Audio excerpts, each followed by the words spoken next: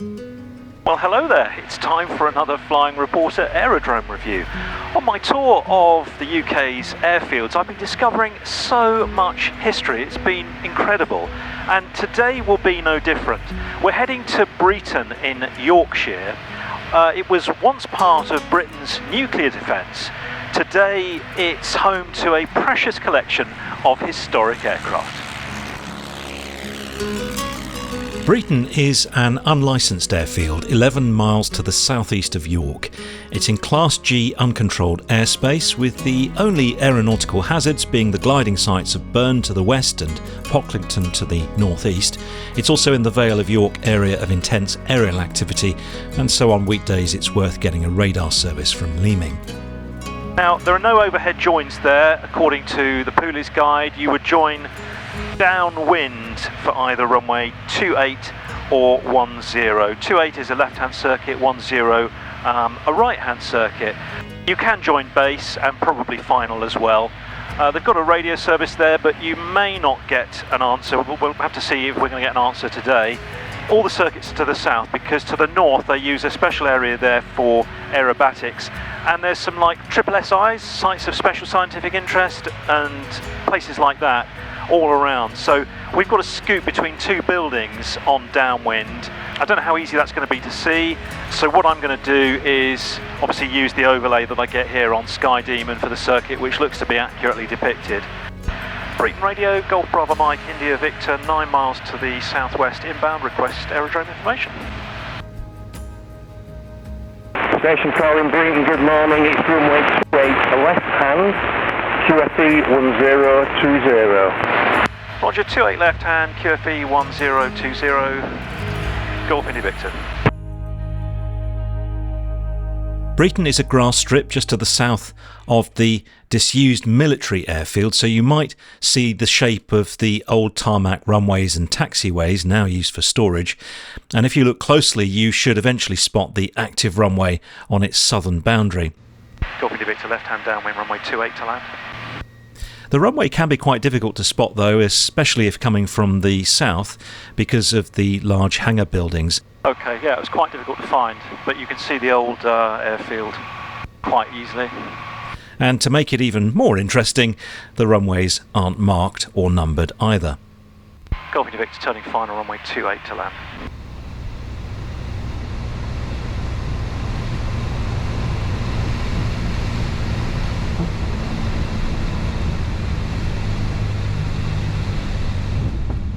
I visited in the summer and the runway surface was pretty good.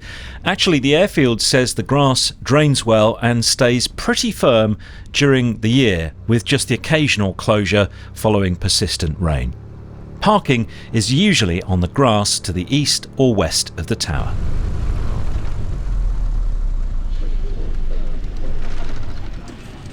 Well, hello and welcome to Breighton. We're going to go and have a look around in a moment, but before we do, please allow me to give a plug to AOPA UK, the membership organisation. I wouldn't be able to make these videos without them, so give them a like at least. They're a membership organisation standing up for the rights of you and me, private pilots, commercial pilots, aircraft owners, operators, general aviation businesses. I'm a member. And I am because I'm concerned about the state of general aviation, what the future of that holds. If you, like me, are worried about things such as, I don't know, access to airspace, increasing regulation, maybe the closure of aerodromes, then do think about joining AOPA UK, because the more of us that are members, the more clout they have, the more that they can do for us. Right now, Flying Reporter followers can get a 25% discount off new 1 and 2 year AOPA UK memberships. Check the QR code on your screen here. There should be a link in the top right of your screen and also in the video description.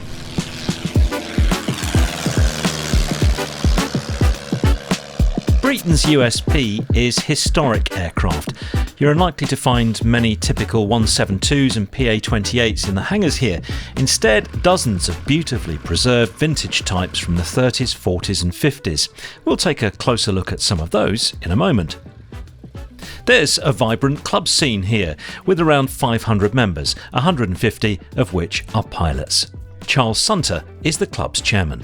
We are Yorkshire's and the North's only home for vintage aviation. We're an airfield that really focuses and specialises on vintage and classic and home-built aircraft. And an aero club as well. So if you want to hang it here, or you have to have it has to be a historic type, doesn't it? It does, yes. What's the cut-off then? How do you define that? Well, we do allow some home-built types. So, you might find an RV or two in the hangar and the odd aerobatic aeroplane that meets the category. But ideally, we are looking for vintage and classic aircraft of traditional build standards, whether it's wood and linen or wood and second-hand, something like that. And so that is what it's become, and I presume it attracts many visitors, many flying visitors because of that.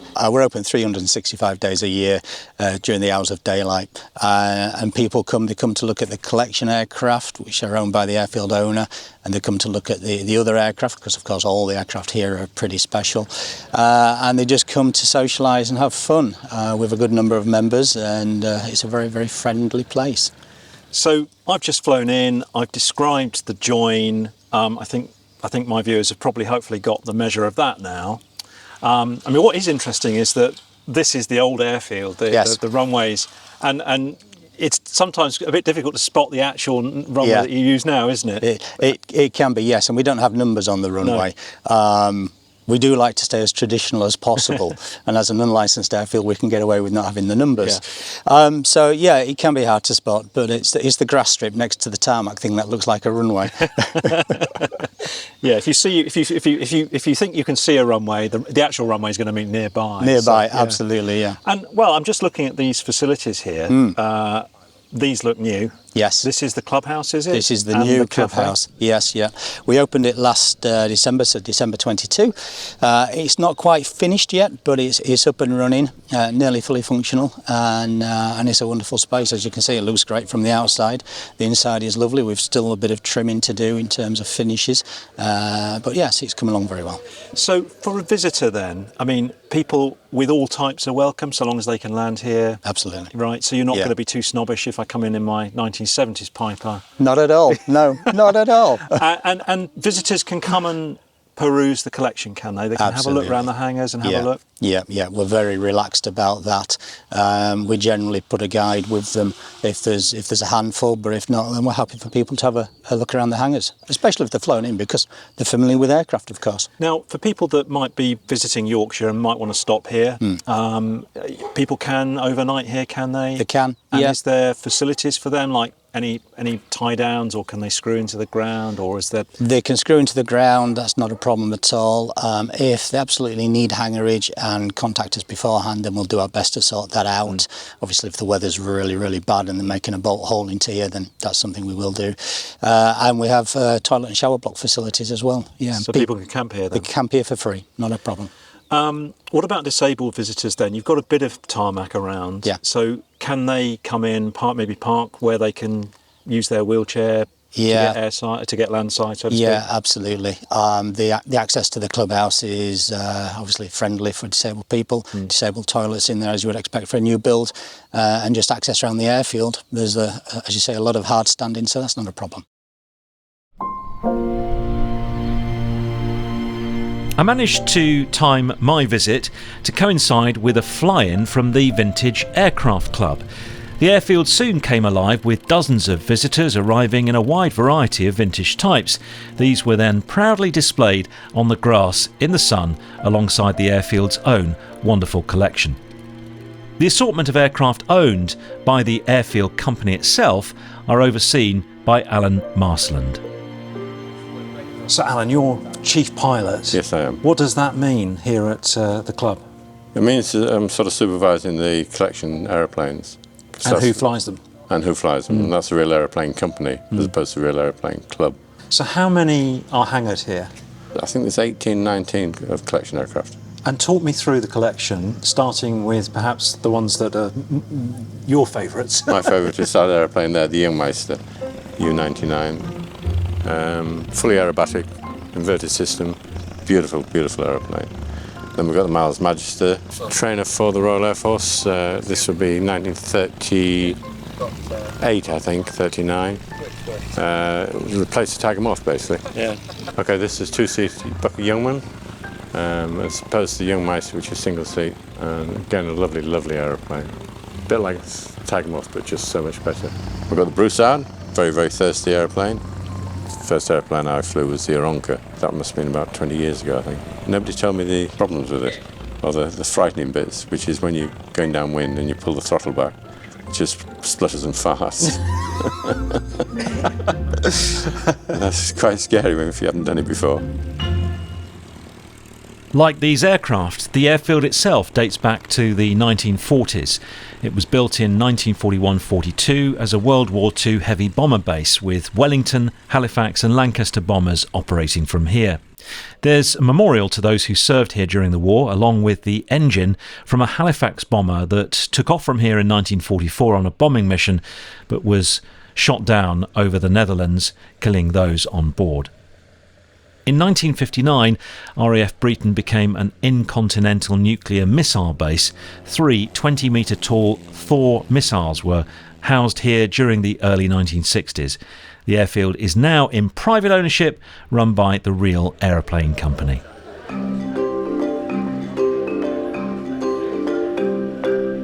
No visit to a British airfield would be complete without checking out its cafe. Breighton hadn't long moved into its new clubhouse when I visited in the summer of 2023, and so their food offering was still under development. Oh, it's a hot, muggy day today, so excuse the slight beads of sweat on the top of my forehead, and I've got suntan lotion and it's leaking into my eyes and making my eyes sting. This is the cafe. I mean, just look at the seating area. It's vast, it's very comfortable, it's very modern, it's a modern building. At the moment, this is the servery area. They haven't got a working kitchen here. That's work in progress. Doubt it'll be that long. So everything is pre-prepared. They've got some lovely cakes, some shortbread by the looks of it, quiche, sausage rolls, ham, cheese and onion turnover, pork and caramelised onion sausage roll. Actually, you know what? I quite like this as opposed to the kind of usual greasy spoon stuff that you get anyway. They've got sandwiches, ham, salads, chicken and bacon, cheese and coleslaw. They've got salad boxes for £4.50, sweet chilli chicken, ham and cheese. They've got a range of cold drinks, coffee and tea, pretty much all that you want. As I say, I quite like it. I quite like the kind of deli sort of salad / cake stall, as opposed to the kind of ham, egg and chips that you would get at most places. Actually, since filming this in the summer of 2023, I've checked with the airfield and their main kitchen is now operational. They tell me that they have started serving hot food and they're gradually expanding their menu all the time. As we draw this aerodrome review to a close, I shall wrap up with some more of the airfield's basic services and practical tips. There's a flying school here, the York Flying School. They teach the PPL, MPPL and LAPL. They fly 2 Cessna 150s, an EV-97 Eurostar and a Tiger Moth for their tail wheel training. Avgas and Jet A1 is available both from self-service pumps. PPR is not required. And there are local taxis in nearby Howden and Selby that can be pre-booked. Do get in touch with the airfield if you need any help with that. So I've enjoyed my time here at Breighton. I hope you've enjoyed this little review. I'm absolutely loving coming to these places, discovering new aerodromes. I've kind of got the dream job at the moment. Thanks to you for watching and to AOPA for sponsoring this series. I'll let you into a little secret. You know, I'm not really an av geek. I fly because I like flying, travelling places, meeting people. I don't know one historic aeroplane from another. In fact, I'd struggle to identify some of the more modern types. That said, you'd think coming here you'd be expected to know everything. You'd expect there to be a bit of snobbishness about all the historic stuff. There isn't. Here at Breighton they're really, really friendly. It's a great sort of team of club members, young and old, and some great vibe, great atmosphere, and a great collection of aircraft to admire, basically. So I have enjoyed it. If you want to check out other aerodromes for inspiration of places to visit, then go and look at my website. There's a map there showing all the aerodromes I've visited so far, and who knows, you may find some new inspiration of a new airfield to go and visit. This is the last Aerodrome review of 2023, and my filming slots for next year's round of Aerodrome review films are booking up fast.